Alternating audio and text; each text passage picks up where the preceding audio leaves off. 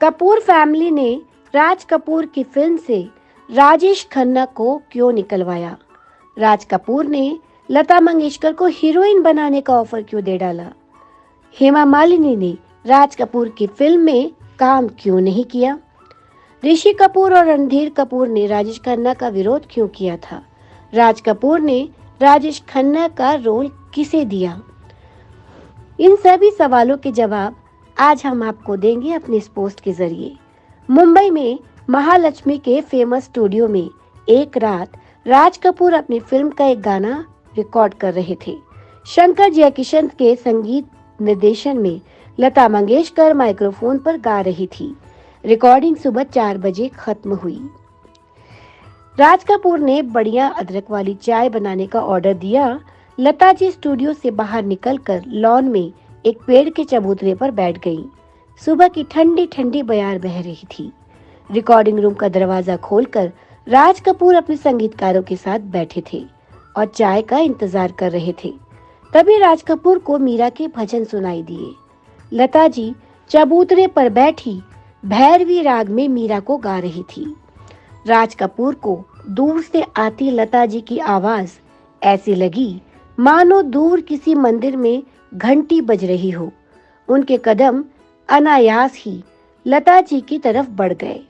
राज कपूर के जहन में फिल्म के सीन उभरने लगे, जैसे कोई हीरो पहाड़ी मंदिर से आ रही एक मधुर आवाज सुनकर उसके पीछे भागता चला जा रहा हो।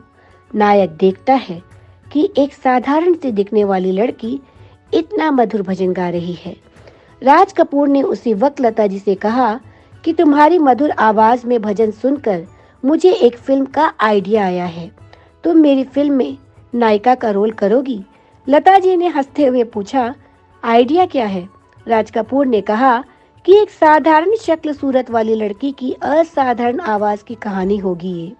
आइडिया सुनने के बाद लता जी ने फिल्म में नायिका का रोल करने के लिए हाँ कह दिया। इसके बाद राज कपूर फिल्म जागते रहो बनाने में जुट गए। उसी दौरान उन्होंने उस आइडिया पर भी काम करना शुरू कर दिया। फिल्म जागते रहो पूरी होने के बाद नरगिस और राज कपूर की जोड़ी टूट गई, क्योंकि नरगिस ने हमेशा के लिए राज कपूर और आरके स्टूडियो से खुद को अलग कर लिया। नरगिस के जाने के बाद राज कपूर के पास कोई हीरोइन नहीं थी। उन्होंने लता मंगेशकर को लेकर बनने वाली फिल्म की स्क्रिप्ट पर काम करना शुरू कर दिया, लेकिन लता जी अपने रिकॉर्डिंग और शो में बहुत व्यस्त हो गई। उन्होंने राज कपूर की फिल्म में अभिनय करने से मना कर दिया। राज कपूर ने भी उस आइडिया को ठंडे बस्ते में डाल दिया। कई साल बीत गए। राज कपूर ने एक बार फिर उस आइडिया पर स्क्रिप्ट तैयार कराई और उस फिल्म के हीरो के लिए राजेश खन्ना को साइन करने का फैसला किया।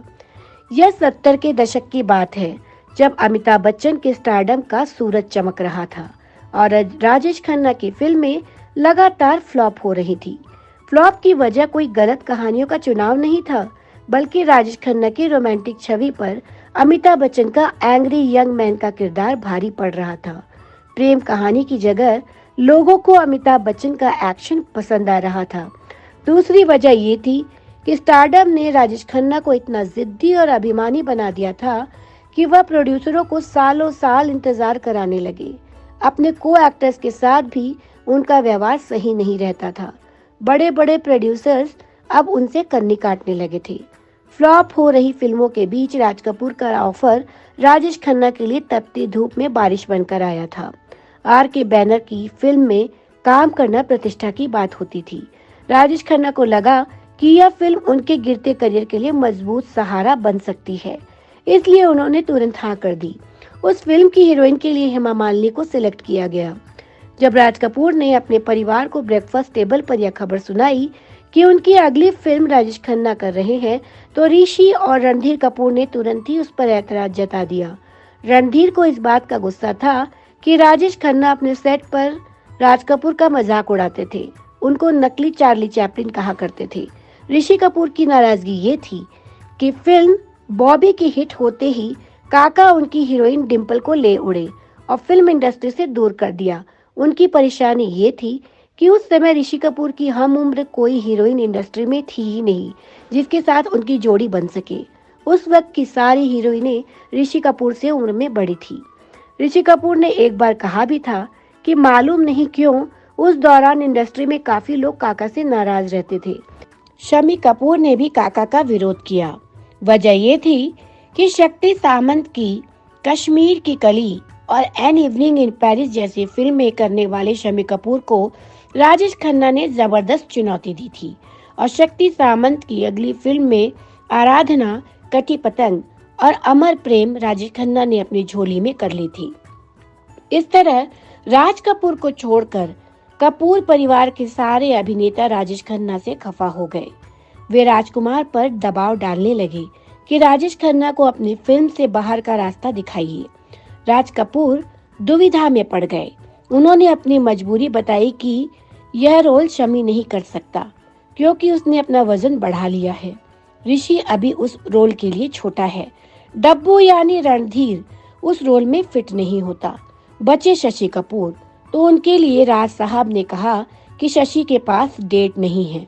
आजकल वह टैक्सी बन गया है, जो उसे पेमेंट कर देता है वो उसकी ही फिल्में करने लगता है। आखिर मेरे पास चॉइस क्या है? लेकिन कपूर परिवार अड़ गया।